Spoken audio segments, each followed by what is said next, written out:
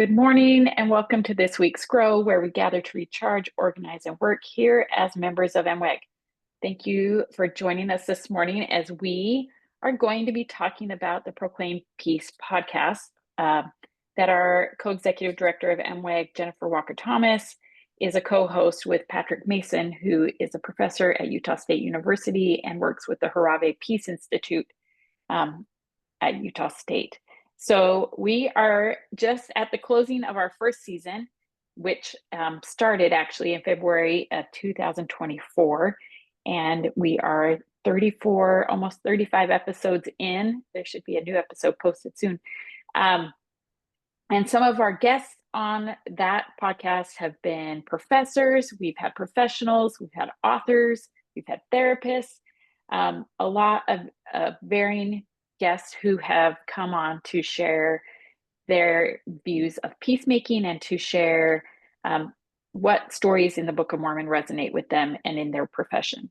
So I have Jen, she's here with us today, and I just had a question for her as I was looking through some of the episodes and thinking of some of the guests from the podcast of wondering why they decided to use the Book of Mormon necessarily as their lens for peacemaking. Why not maybe the New Testament, and kind of where this idea came from? So that's a really good question, Rachel, because I think if it's sort of intuitive that you would say, okay, we're going to explore Christ's experience, with the House of Israel in the New Testament, and instead we decided to talk about the Book of Mormon, and there were a couple of reasons for that. The first was that we felt really strongly that the Book of Mormon had some of the best peacemaking content that we had seen in Scripture. There are beautiful periods in which we know there's a civilization lived in peace for centuries. There are various other points when they came closer to that and they lived together for decades really well. There are examples of nonviolence. There are all sorts of really great examples in the Book of Mormon. But more than anything else, I think one of the things that concerned Patrick and I was that, as Patrick always says, it's a book that begins with family conflict. That same family conflict ultimately, over hundreds of years, devolves into a genocide. And so to us, in addition to having all of these absolutely beautiful examples of what peacemaking can and should look like, we know that the Book of Mormon was written for our day. It was shared for us with very specific reasons. Many of those reasons are doctrinal. It's to help us understand the true doctrine of Christ. But there is a lot of information in this book about families, about governments, about societies, about race relations, about all sorts of things that are the sources of conflict in our world. And I don't think those are incidental. I don't think it was like, hey, we're just going to throw those things in as we travel, as we tell stories to get doctrine out there. The doctrine is really important. It's what's central to the book. It's a testament of Jesus Christ, but it's also a witness over centuries of what it looks like to be peaceable followers of Christ and to walk with him, and to what that looks like in families and societies. And I think we felt that we were perhaps, as a people, not really understanding the wealth of information that this book had for us to share with us about how we could live actively as peacemakers and what that looked like.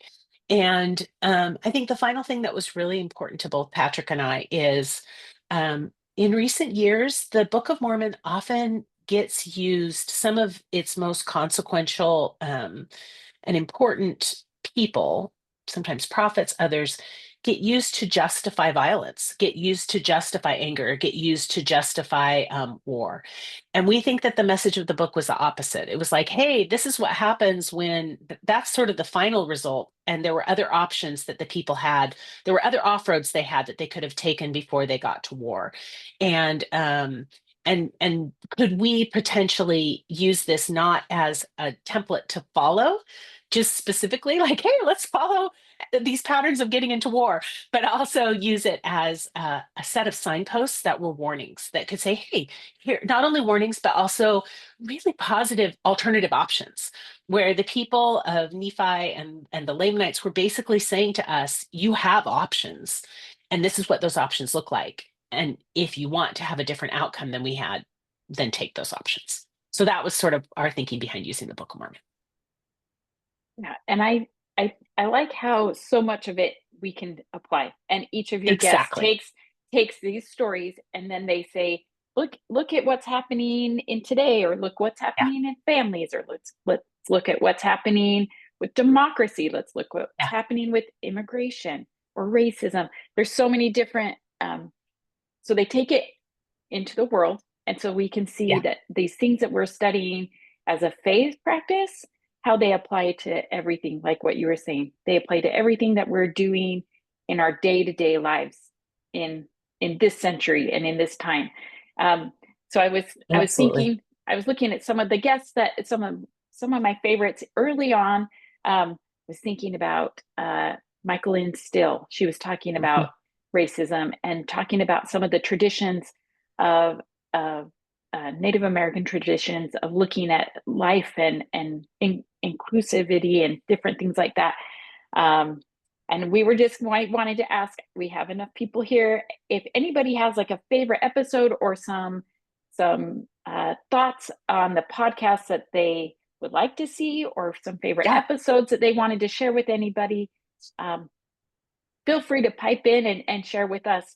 And maybe as people are thinking, Jen, what's been some of your favorite takeaways with these different guests that you've had? Well, Because they've had a yeah, lot. we got a lot. So I will say we designed this very specifically in one way, and that was to not have Patrick and I sitting there. Boy, you guys would have gotten sick of listening to Patrick and I yapping about our thoughts.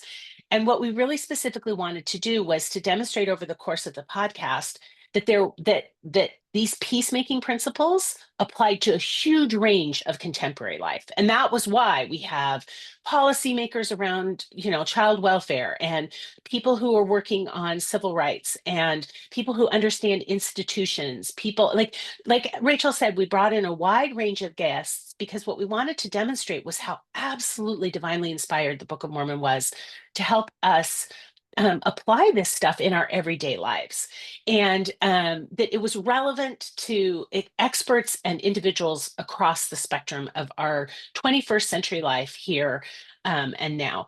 And I am not going to pick a favorite episode because that would be like picking a favorite child. And but I will say, well, why don't I wait until the end? If there is anybody, we would love to hear if there are just things that you learned from the podcast, or experiences that you had that maybe it changed the trajectory of a discussion, or we just love to hear about that if anyone is interested in sharing. Julia, did you want to share? Oh, she's muted. Okay, sorry. I'm on my Oh, phone. I'm almost never on that's my okay. phone for these calls. Um, I was just going to say I really loved the three episodes that were on Fourth Nephi and Zion. I was driving around as I was listening to them, and I was just really touched. In fact, I ended up sharing some of the things that I learned and felt in my testimony meeting in my ward a couple days after listening to it, and just sharing just about the value of taking care of each other. And I can't like, it was several weeks ago now, of course, but those are the episodes that I just remember. I loved that, there was a little package deal, and it was amazing that, and I remember they were talking about, how it seems so important, right? We are supposed to be building Zion, and yet they don't really tell us how to do it, how they came up with it in Fourth Nephi. And so the idea that Jen and Patrick and the guests talked about, that maybe that's because it's really individualized to the times that we live in. Um, and so for me, I see the Book of Mormon as teaching these principles of following Jesus Christ and how we need to treat other people through these great, all these stories, but just seeing the importance of what it means to actually build Zion. So I just really loved those episodes. Oh, Jen, you're muted. Thanks, Rachel. I'm coughing and sniffling, so I'm trying to stay muted when I'm not talking. The more, and Patrick and I, when we were started the podcast, we were even thinking about Zion then, and we're like, it's so frustrating that there's so little information. But as we got into it, we realized that sometimes as a people, we're super literal. And if they had given us a lot of specific information about how Zion was built in that society there might have been a lot of people who are like, oh, we all need to, do it exactly the way they did it. And that means we, live on farms and wear loincloths. I don't know, right? Like that I think that the Lord is basically saying, no, it's going to be up to you to figure it out with your tools in your time, in your situations. And, but the one that there are very key elements that go through that and that will witness to people that you are Zion, not how you solve the problem, but that the problems got solved, and that the motivating force behind solving the problems was a love of Christ and a desire to treat all people as, our brothers and sisters, equal brothers and sisters. So, anybody else? Amita, go ahead. Thank you. I have been so inspired by this program. Like I can't even explain. It's actually, I'm in school right now and it's guided the focus of my studies. Oh, So thank you for all of that work. I'm studying technology and ethics, and there's wow.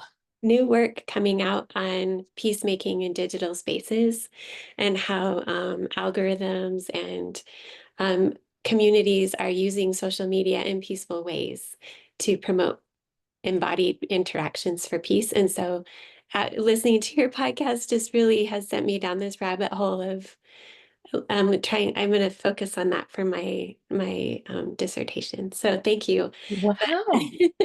um, I was impressed with your work with Deanie Johnson, Yeah. because it was such a unique change, flipping from she was more of a proactive, not proactive, but it was just a different way of It approaching. was. Yeah. Yeah.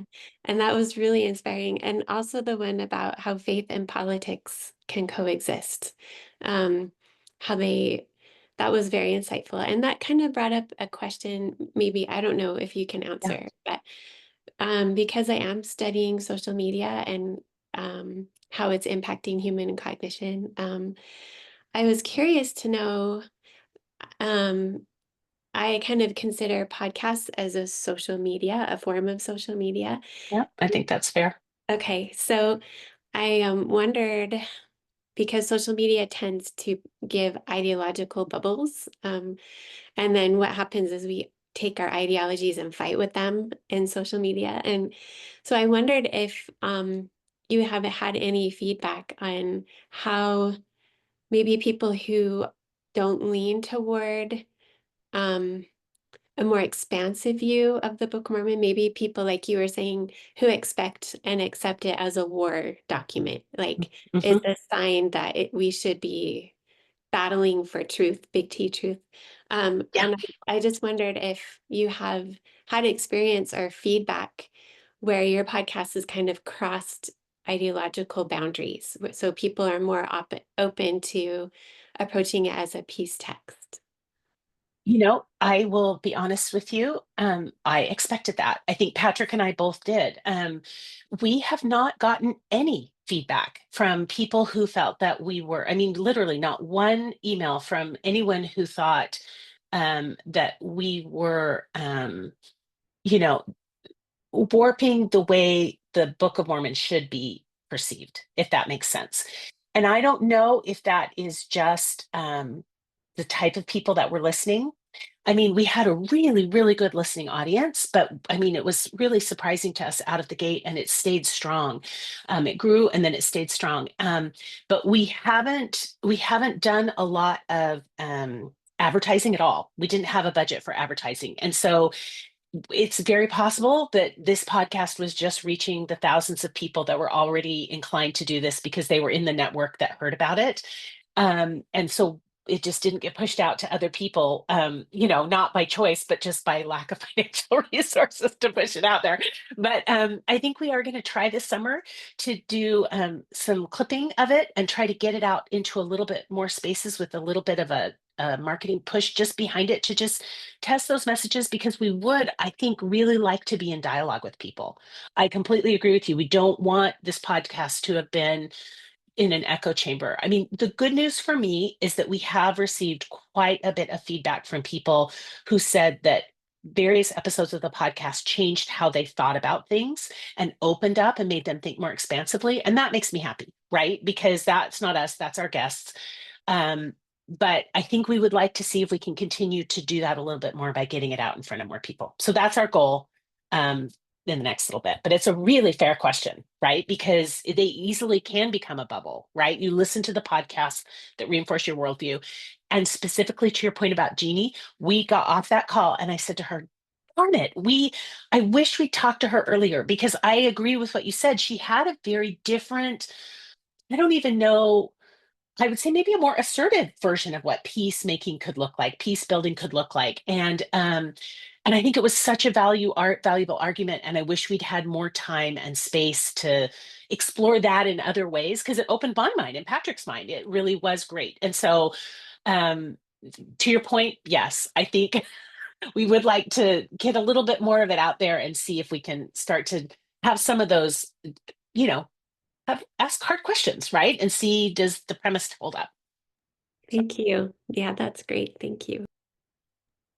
Yeah, that's one of the things every time I've listened, I always go back, and for the rest of the day or for several days after, I have certain like pieces of information or quotes that have me thinking like, oh, that was a really good thought. Like that person said something that really has made me think, how can I expand my peacemaking in my family? Like how does this look? Or Yeah. how do I look at it in like a longer view rather than just in peacemaking in the moment? Like how do I practice this more consistently through these stories? And these are stories that some of us have grown up hearing for our whole life, Yeah. right? We've heard about Lehi's family and their struggles, and then it was kind of turned on its head, and we were asked to look at it from a different perspective. And then we hear about these other stories that we've heard, and it's expanded like, oh, maybe this is what was happening, because we have just a nuggets of information from the Book of Mormon. Mhm. And then we're asked, by our prophet to study this out and to apply it. And this has just been such an expansive way through the podcast to take this. And because it's not a come follow me doing it Yeah. from start to finish, we kind of get to jump around and be like, oh, okay, this is a story that I remember this story, but I've never thought about it in this scenario. So, is there anybody else that has anything they want to share, or favorite episodes, or favorite key takeaways from the podcast? Um, we'd love to hear. We'd love to hear. Or have you shared it with anybody and gotten feedback from the people you've shared it with? I know that I haven't shared specific episodes, but I've shared it just the podcast as a whole, and to some family members, and just said, hey, this is kind of a different way to look at the Book of Mormon and study it out. I know my husband appreciates it, and I don't know what my other family members have felt about it because they haven't given me feedback. But if you've shared it and you've gotten some feedback, we'd love to know, like, what did people think about it? What, Yeah. or what compelled you to share it? See, there's some comments. Let's see. We I were will asked. also say that some of our most stunning emails have been from people outside of our faith. We don't really know how it got to them. And it seems like it would be an odd podcast to start to listen to if you weren't a believer in the Book of Mormon in the first place.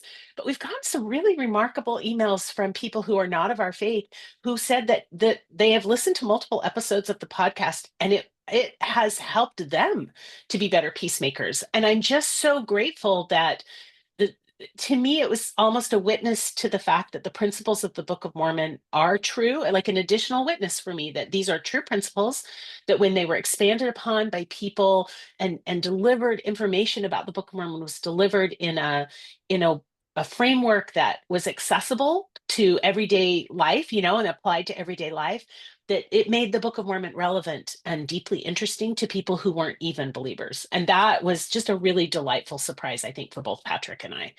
So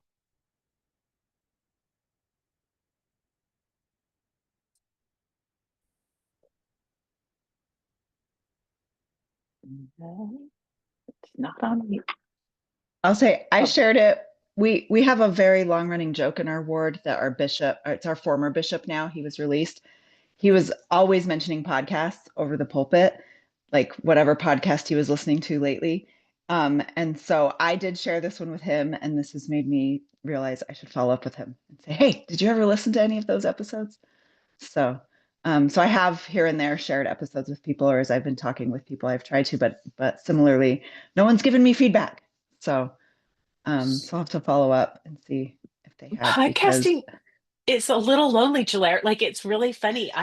We just put I this out bet. there, you know, and I know I should I think message you every time I finish an episode. no, you shouldn't. You shouldn't. But it's sometimes hard for us to know. I mean, we know people keep coming back, they keep listening, so that's a bonus. Like, we know that they're not hating it, but sometimes we don't always know what resonated with people or what they would have liked us to, do a little bit more of. And so it feedback has been really helpful.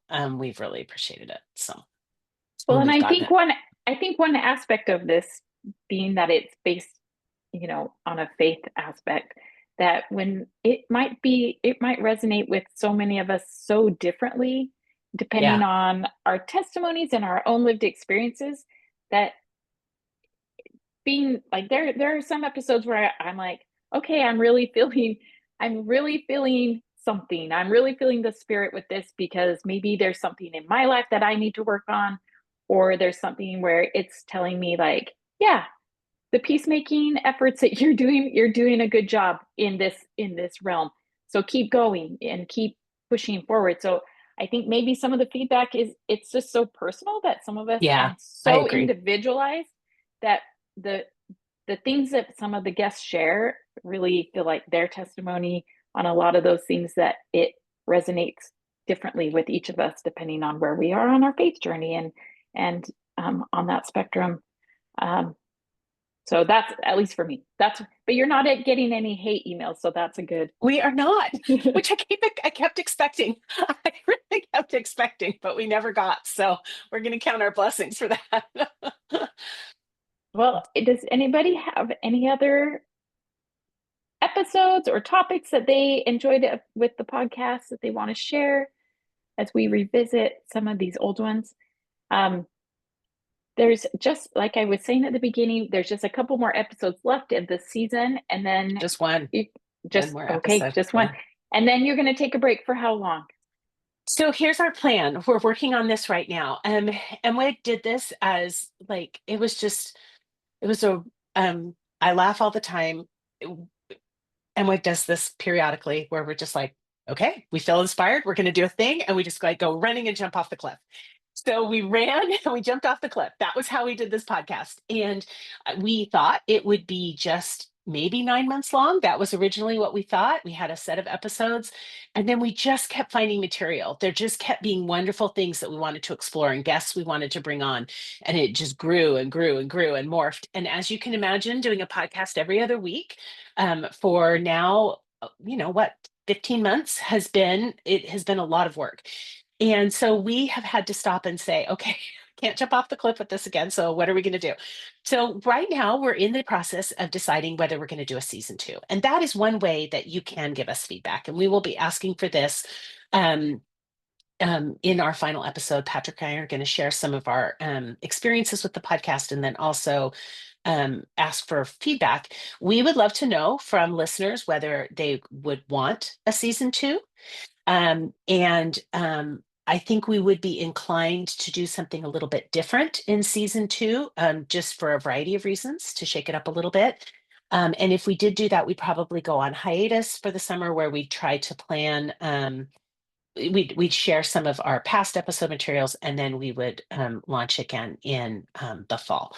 So that's kind of what we're thinking for right now. We're going to try to do some crowdsource, some fundraising, because podcasting is not free. And so we're going to see if we can get some support for that. And then we're just going to see where that takes us. We would like to continue to do it if there is a need or a hunger for it. So if there's not, Patrick and I do not want to force any of the rest of you to listen to us anymore.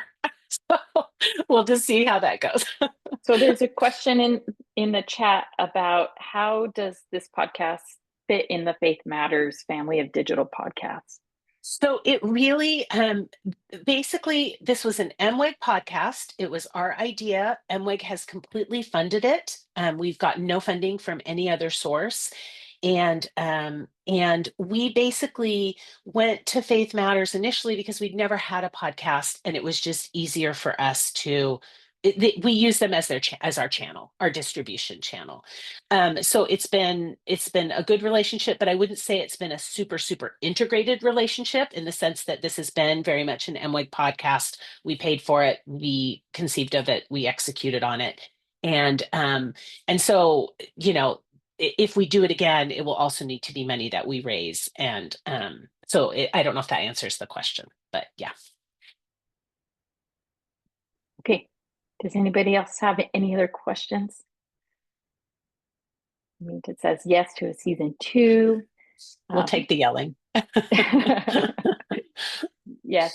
Well, thank you, Jen, for coming and explaining a little bit more and going on a little deep dive. Of course, for any of you that have not listened, we invite you to go and find it. You can find it on all the major podcast platforms.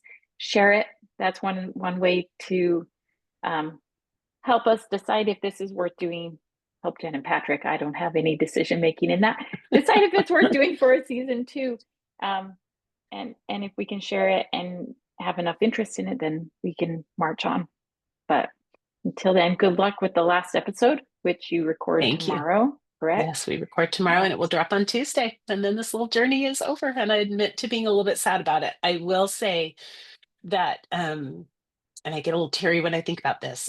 When we started this podcast, I don't think I realized how much peacemaking would be necessary in our society. And I really have received a strong testimony that President Nelson's call was prescient. It was prophetic to reach out to this group of people that he has access to, that see him as a spiritual leader, and call to them to be peacemakers, because I couldn't agree more that is going to be absolutely necessary now and in days going forward. And the more that each of us can do to develop our peacemaking muscles, to understand the complexity of that work, to be willing to change in deep ways to bring peace, is work that is well worth our effort. And it is, I believe, the true work of discipleship. So I am really profoundly grateful for this opportunity that we had to do this journey, because I feel like just sitting in that chair and listening to people talk has been transformational for me, and has made me better able to meet this current moment. So I'm really grateful for the experience. So thank you for all of you for joining us in this adventure. Yeah, that's a good call to go back and start at the beginning and listen again and be like, who knew? Who knew? Right? Who knew? we really needed this and still need it so much. So thank you for that. And thank you to all of you. Minta. Yeah. I just wanted to share that for people that are not maybe in the West, I'm in Florida, and I don't have very many contacts who are interested in this approach to scripture, or and so when I go to my congregation, I feel like it's this little secret I have of, and I have to carefully be that peacemaker in that space. So for people like me, this is such a valuable tool to feel like you're not by yourself, to really feel like there are people out there who are looking for ways to expand your circle of influence. So I mean, it's been such a powerful experience. So I just had to kind of share that with you. So thank you. Thank you.